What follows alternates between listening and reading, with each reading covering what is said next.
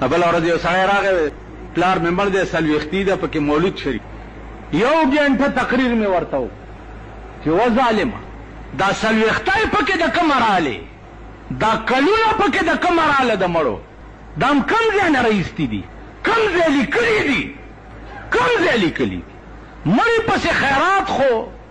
اسلام چې ویلی دی هغه دا دی چې یو نوړی دی د چا غریب په خېټه کې واچوله د الله په نامه او د مړي پاروا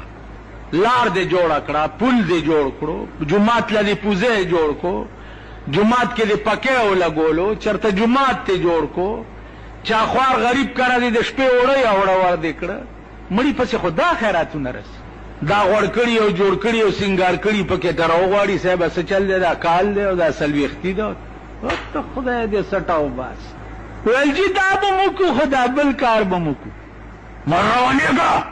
روانېږه کور دې دغه پلار عمران شه چې اته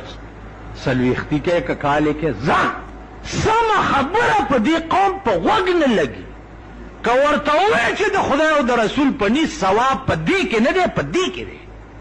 ای په غوږ نه لګي خو چې خپل نه ورته څه ویلي هغه کوي دا منئ چې زه د جمعې په ورځې دا لاسونه ماسونه چې ماله راکوي دې نه د وریجو بوی راځي تاسو ودونو له تلي یې